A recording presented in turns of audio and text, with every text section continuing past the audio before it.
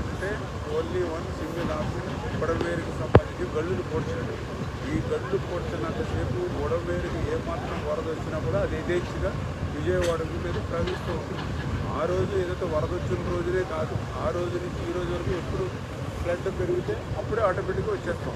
అందుకే చంద్రబాబు నాయుడు గారు కూడా ప్రత్యేకమైన దృష్టి పెట్టి ఈ బుడమేరు మీద కాన్సన్ట్రేషన్ చేసి క్లోజ్ చేయాలని నారా లోకేష్ బాబు గారు కూడా బాధ్యతలు పెట్టి ఆయన కూడా మరి ఎప్పుడు కూడా ప్రతి 1 అవర్కి కూడా డ్రోన్తో కూడా లైవ్ కూడా ఆయన కూడా ఎన్ని కిలోమీటర్లు చేశారు, ఎన్ని మీటర్లకి వెళ్ళింది అని తాలూకా చేస్తున్నారు. ఏదైనా ఏజెన్సీ పరంగా కానీ లేదా ఇతరత్ర ఏ సాయం కావాలి ఏదైనా కూడా ఆయన కూడా చేస్తూ ఉన్నారు. ఖచ్చితంగా ఆ యొక్క 5 రోజుల నుంచి ఏదైతే సింగనగర్ కానీ విజయవాడ ప్రజలు ఎవరైతే ఉన్నారో వాళ్ళకి రేపటి ఎల్లుండిలోనే ఉపశమనం కలిగేటువంటి ఈ పనులు చురుగ్గా, ఎందుకంటే అక్కడ చంద్రబాబు నాయుడు గారు రోజుకి 2 గంటలు మాత్రమే పడుకుని ఆయన పనిచేస్తున్నారు. ఆయన కష్టం, ఆయన శ్రమ ఫలించాలని అంటే ఈ పని పూర్తి కావాలి. అందుకే మేము కూడా ఇచ్చిన ఆదేశాల ప్రకారం మేము కూడా కష్టపడి పనిచేస్తున్నాం. ఇది శ్రీహరి పరిస్థితి ఏదైతే మనం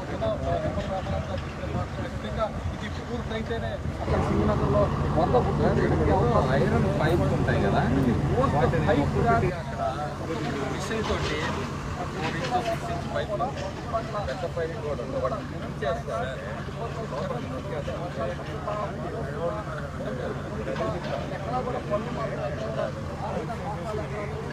ఆ పైపు మీరు మధ్యవాడికి గోల్డ్ కూడా తినేసుకొని మనం రేట్లు ఉంటాయి కదా, 4 ఇంటూ 6 ఎన్నో రేట్లు పెద్ద 2 అడుగులు పైపు వేసి దానికి రేట్ వేసుకుంటా గోల్డ్ మిషన్ యూజ్ చేస్తే వాటర్ చేస్తుంటారు కదా, అందుకే పెద్ద కూడా ఆగిపోతే ఎంత కావాలంటే మీరు గట్టిగా బలమైన వేసుకుని ఇక్కడ బలమైన చేసుకుని అక్కడ కూడా మళ్ళీ స్ట్రాంగ్ దీనికి వేసుకొని మళ్ళీ పైన వేసుకుని మనం అయితే అది ఏంటంటే పండు తెచ్చి అది మెషిన్ మీద దింపాలంటే బోర్లు అన్నారు.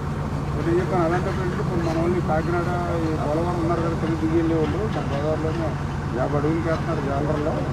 అంటే మీరు పాపం కన్నా కాబట్టి బాధులనే తెచ్చి దించేయండి, దించేసి దానికైనా అడ్డగట్లు వేసేసి మనం దానికైనా రేకులు పెట్టేసి అని చెప్తాం. పెళ్ళి అన్నాడు కానీ వచ్చేది తీసుకొచ్చారు కానీ లేదు.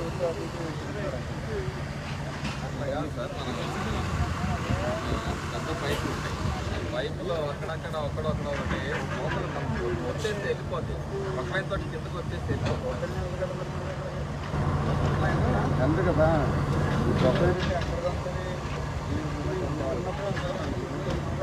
పని ఉంటుంది పల్లెలు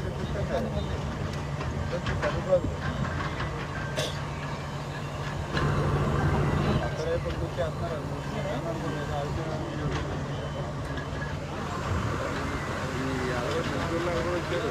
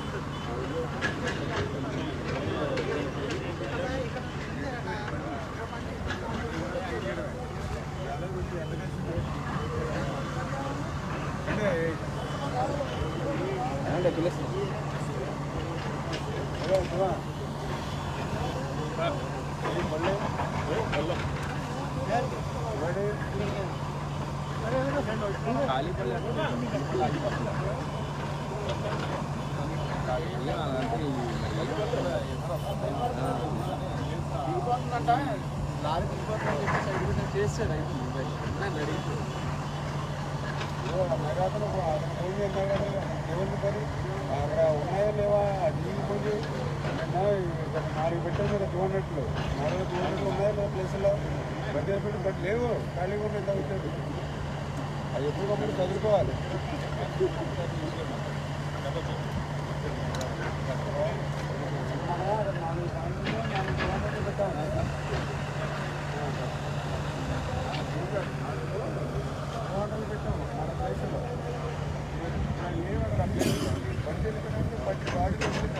చేసుకోవాలి.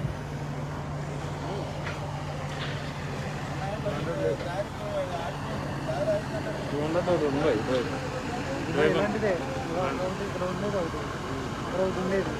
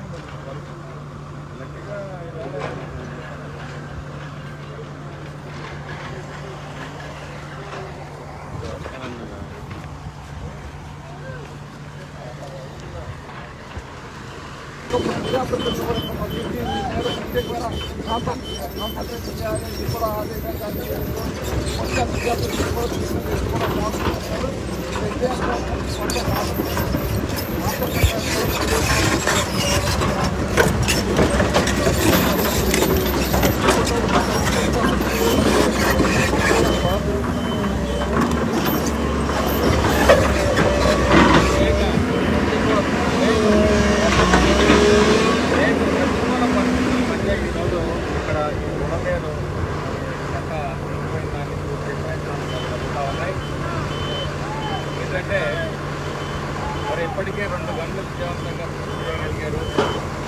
శాఖ మంత్రులు రామానాయుడు గారు, అలాగే మాజీ మంత్రివర్యులు ఉమా గారు కూడా ఇక్కడే ఉండి పనులను పర్యవేక్షిస్తున్నారు.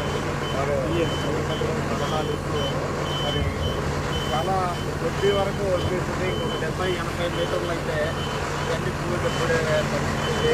కాకపోతే ఇప్పుడు ఏమవుతుంది అంటే నీటి ప్రవాహం ఎంత తగ్గే కొద్ది పోర్ట్స్ ఎక్కువ అవుతారు. దానివల్ల ఇది కొంచెం కీలకమైన భాగంగా భావించాలి. ఖచ్చితంగా అది అంతా బాగుంటే రేపటికల్లా ఈ గండి పూర్తవుతుంది. ఈ గండి పూర్తి కానంత వరకు కూడా విజయవాడలో నీరు పూర్తి పరిస్థితి. ఇక్కడ నుంచి రివర్స్లో వాటర్ విజయవాడ ఉంటుంది. కాబట్టి ఇది ప్రధానమైన అడ్డంకిగా మారింది. అన్ని కార్యక్రమాలు అన్ని అధికారులు ఎంత కష్టపడి పనిచేస్తున్నప్పటికీ కూడా ఈరోజు పరిస్థితులు ఏంటంటే ఈ నీళ్లు మళ్ళీ రావచ్చు, మళ్ళీ శానిటైజ్, మళ్ళీ ఈ పరిస్థితుల్లో మరి చంద్రబాబు నాయుడు గారి గురించి మీద ఆలోచన మీద ఈరోజు మంత్రులు రామానాయుడు గారు చేస్తున్న మరి కృషిని వారు ఇక్కడే ఉండి స్వయంగా పర్యవేక్షిస్తున్న ఇక్కడే ఇది తెలుగుదేశం పార్టీ మా నాయకుడికి, మా పార్టీ మంత్రులకి కానీ ఎమ్మెల్యేలకు కానీ కార్యకర్తలు కానీ పనిచేస్తున్నారు. నీళ్ళల్లో కూడా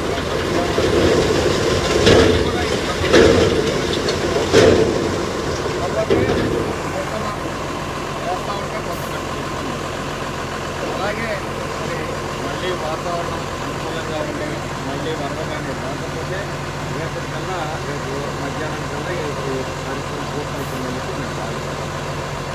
మనం చూడొచ్చు మొదట అది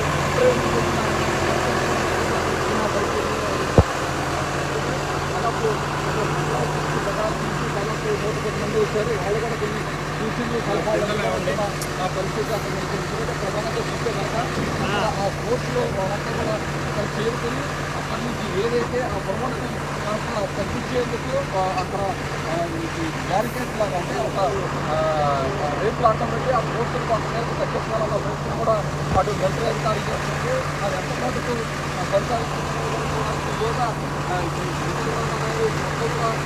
గంటలు కూడా ఎక్కువ అదనపు లోన్ తీసుకుంటున్నారు.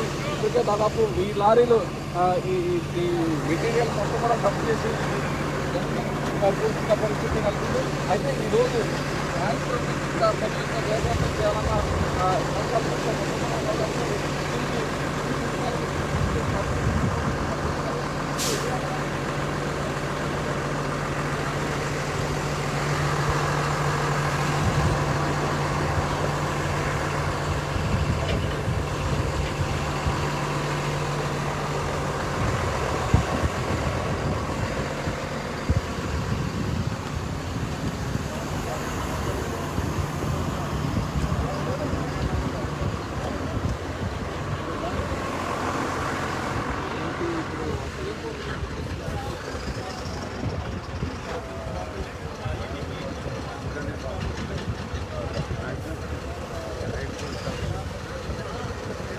అంటే దీని మీద మొత్తం కూడా డిపెండ్ అయ్యి ఉంది. మొత్తం కూడా అందరూ కూడా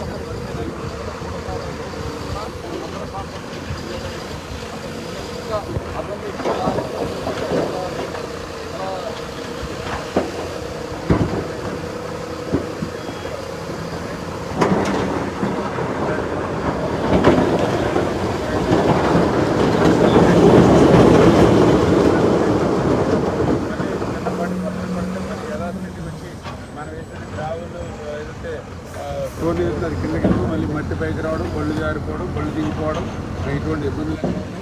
వాటన్నింటినీ అధిగమించి 1-2 వాటిని సక్సెస్ఫుల్గా రాత్రే కంప్లీట్ చేయడం జరిగింది. 3రోజు కూడా రాత్రి స్టార్ట్ చేసాం.